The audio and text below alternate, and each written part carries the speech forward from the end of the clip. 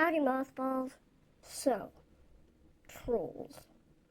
Going into this video, I know many people are not going to have any idea what I'm talking about. That, or your minds will immediately drift to Trollz by DreamWorks. I think I had a sarcasm once. But no. The Trollz I'm talking about was an animated fantasy series that aired back in 2005. It was loosely based off of the classic Trollz dolls by Thomas Dam, and followed 5 teenage trolls, Amethyst, Ruby, Onyx, Topaz, and Sapphire, who discovered the magic of the 5 and used their magical belly buttons on a daily basis.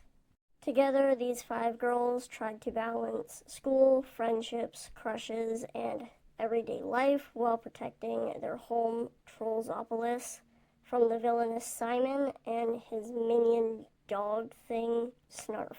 Snarf! In a minute! I haven't had a decent meal in 3,000 years!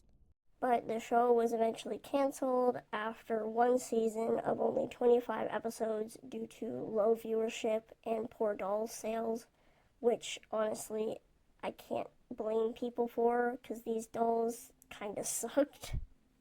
As a kid, I loved this show, and even now as an adult, I find myself fawning over the art style. The phones, the backgrounds, it all screams Y2K. And the intro music, banger, dude. But despite how much I love this show, now that I'm older, I can definitely see a lot of flaws in both the character designs and the storytelling. The designs had some really fun ideas, don't get me wrong, but sometimes they had a habit of going really overboard with the color palette. And the story, it needs a lot of help. So that is exactly what we are going to be doing. We are going to redesign these characters, rework the world building quite a bit, and rewrite parts of the story into something that makes a little more sense. Starting with the main girl, Amethyst. In the show, Amethyst is basically the group's pushover. She's shy, kinda. She hates breaking the rules, and it takes a lot of courage for her to stand up to Ruby, who, despite supposedly being her friend, pushes her around quite a lot. She also has a pretty obvious fear of abandonment. It's literally established within the first few seconds of the very first episode. And honestly, as weird as it may seem, I'd like to keep that about her character. I wanted to keep those traits, but instead of making it so she suddenly becomes confident one day like she does in the original show, I'd have it so the confidence slowly grows over the course of the story. By the end, she's still recognizably Amethyst, but she's learned to stand up for herself and trust in her own abilities. As for her design, I worked up a small panel on Millinote, keeping in mind the pink color palette and heart motif she had, especially in her hair, but not making it so it's almost obsessively pink, like her original design. Instead, I reworked it so she has a soft, kind of palish pink that fades down into a darker, hot pink on the ends. I'm getting rid of the pastel purple she had in her original outfit because it didn't make much sense to me. And instead I replaced it with a pink, frilly crop top-like thing and blue flared jeans to break up the pink a little, as well as some white and pink shoes. I also wanted to keep the heart motif that she had in her original design, so I incorporated it into her earrings, her necklace, and her navel piercing, making her navel kind of like those winged angel heart designs that you'd see absolutely everywhere back in the early 2000s. And you'll notice that I've given them navel piercings, or belly button piercings as you could call them, instead of just a gem in their belly button, because in the show, they kind of just will randomly lose them, despite these things being, giant in magical property and being their main source of magic. So I made them belly button piercings so that it's something that can stay there and not just fall out.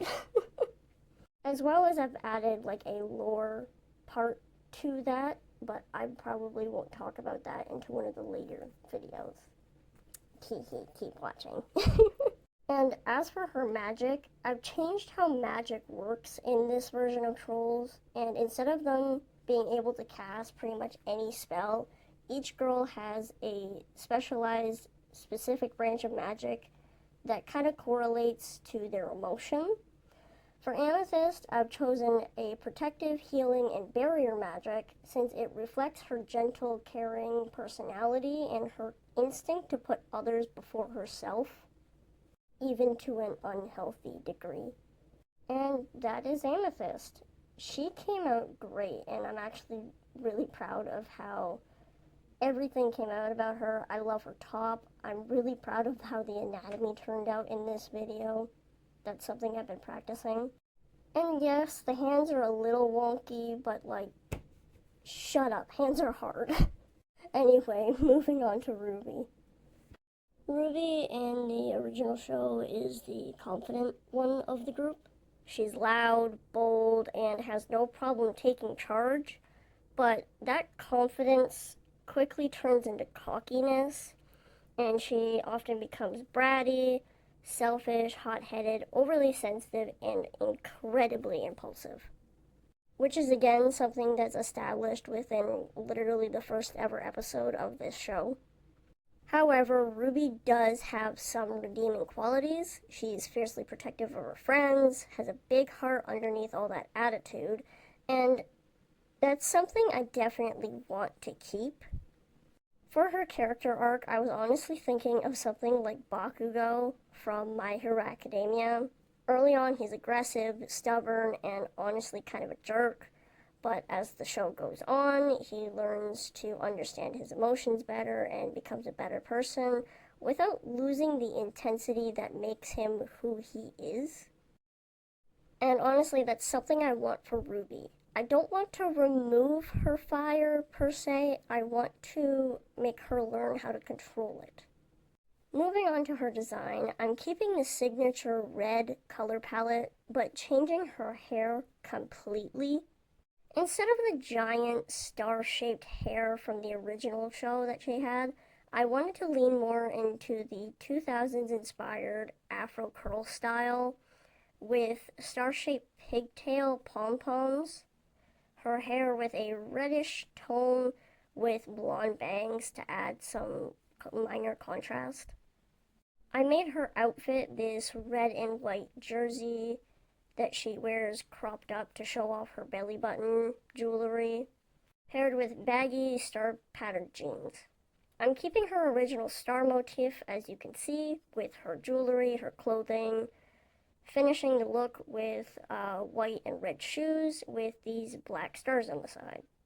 And you'll notice another change I really made about her was her skin tone, kinda. In the original show, Ruby was clearly meant to be a person of color, and since the show was made in 2005, the original show didn't really commit to the representation as many shows did back then. And in my design, I wanted to embrace that more fully. As for her magic, I wanted something that matches her personality, like what I did with Amethyst, but make it the polar opposite of Amethyst. So Ruby's is explosive, flashy, and impossible to ignore. Ruby's magic would focus around things like fireworks, bursts of light, and powerful energy blasts, while Amethyst's is protection and healing and guardianship, right? You get what I mean. Ruby's is loud, dramatic, and reckless, just like her, while Amethyst's is gentle, guarding, and careful, just like how Amethyst is. And that's all. I really enjoyed making this video, even the script, though, while making this video and working on Ruby's hair really made me realize I need to work on how I draw curls, especially tight curls like what I meant to give her. The struggle was real. And it also didn't help that while in the process of making this video, I knew I wanted to have it out a while ago. And for the life of me, couldn't get it out because I got really busy. And then once I actually gotten into drawing the designs and scripting the video, my family went north for a week. And then I got sick just to come back and find out it was a minor case of TB.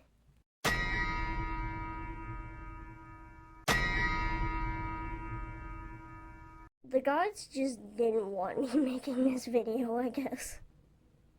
Anywho, mothballs, that's all. If you enjoyed this video, let me know. I've got redesign plans for Onyx, Topaz, Sapphire, and Simon. And if these videos do well, I'd also love redesigning the girls' love interests from the original show and maybe even some of the side characters. And if you've made it this far, thank you so much. If you like my art or the video, feel free to leave a like and subscribe if you want. It really helps me and the channel out lots. And if you'd like to support me elsewhere, I also have Instagram and Patreon that you can go check out.